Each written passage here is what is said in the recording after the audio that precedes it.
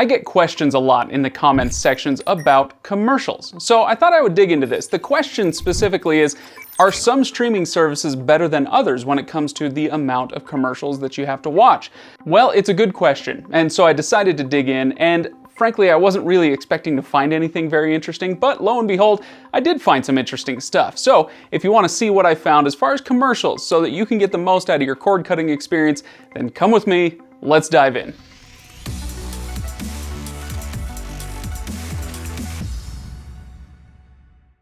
Thanks for watching, everybody. Don't forget to like and subscribe if you enjoy this video. If it's helpful or informative in some way, then yeah, hit that like button and subscribe so that you can come and participate in the Friday live streams every Friday at 2 p.m. Eastern. All right, let's dig in. When it comes to commercials on streaming services, you might think, I don't really care that much. I only use Netflix, and so I don't have to deal with commercials. Or I'm gonna pay for the Hulu premium plan, so I don't have to watch those commercials. Well, that's your choice. But there are many of us out there who would prefer to save a little bit of money and spend a little bit of time watching those commercials. Okay, so if you are going to go down that road, which streaming services are going to be best for you? So I did two things. First of all, I watched an ungodly amount of TV so that I could come up with these commercials numbers for you. And I also did some online sleuthing just to make sure that my numbers were matching up with what the rest of the online community was seeing. And yeah, I think I got it pretty close. So what we'll do is take a look at how many commercials or how many minutes worth of commercials you'll have to watch during 1 hour of programming. The first thing we need to do when we acknowledge streaming services is talk about YouTube. YouTube isn't just for watching your handsome and humble correspondent, it's also for watching movies and TV shows, just like any other streaming service. You do have some of those available on YouTube. So if you go and watch TV shows and movies on YouTube, is it going to act the same as other streaming services? Well, no, not quite. It's still YouTube. So the reason that we take YouTube and kind of put it aside a little bit is because YouTube has something that no other streaming service does, and that is skippable ads. Now, when you're watching a TV show or a movie on YouTube, you'll probably get fewer skippable ads than you would on a video like this one, but they do still happen, and that's going to cut down your commercial time dramatically. So with YouTube, I really only had to sit through a couple of minutes of commercials over 1 hour of show.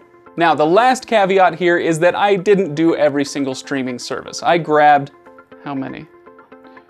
I grabbed 10 of them and used those as a stand-in for some others. Now, some won't make the list at all, like Netflix, because they don't have a commercial-supported plan, so commercials are moot on that one. But the rest of these, you either have a free service entirely that's commercial-supported, and with the rest of these, you've got either a commercial tier or a premium non-commercial tier. Now, once we take YouTube and set it aside, then we're left with a bunch of other premium or commercial supported services, things like Hulu or HBO Max or Paramount Plus, where you can pay for an upper tier where you don't have to watch commercials, or pay the lower fee or sometimes no fee and have it commercial supported. So in that case, with these kind of dual services, these all kind of clumped up similarly. So you can see they go anywhere from about 3 to 6 minutes, with Hulu being on the low end and Paramount Plus being on the upper end of that. But they do clump up pretty neatly together. Within these time frames though, the 3 to 6 minutes of commercials per hour of television watched, we do have one outlier, and that is IMDb TV. It fits very nicely time-wise with the rest of these, but it is different because it's not a dual-tier service. There is no paid tier for IMDb TV. It's all commercial-supported. This is interesting because when you look at the other non-dual-tier services that I looked at, you can see that it really bucks the trend.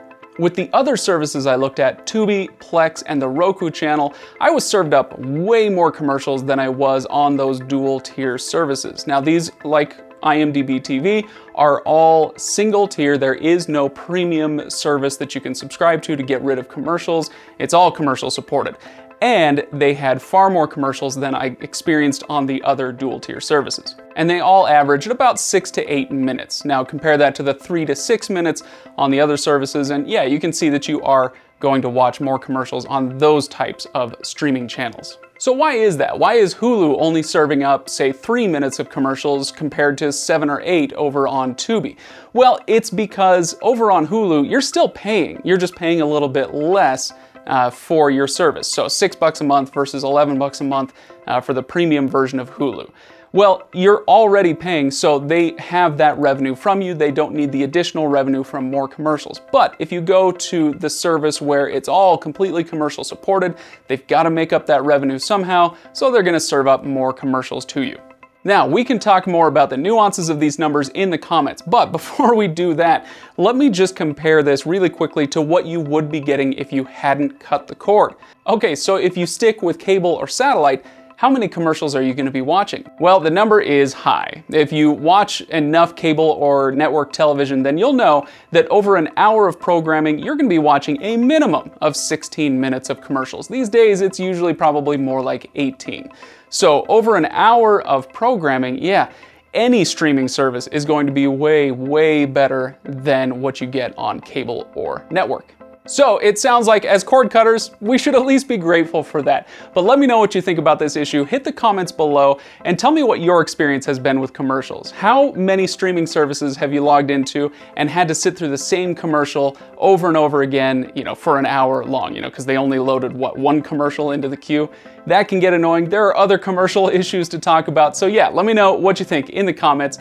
Thank you so much for watching, everybody. Don't forget to like and subscribe and come around on Friday at 2 p.m. Eastern for the Friday live stream. All right, I'll see you next time. Thanks for watching, everybody.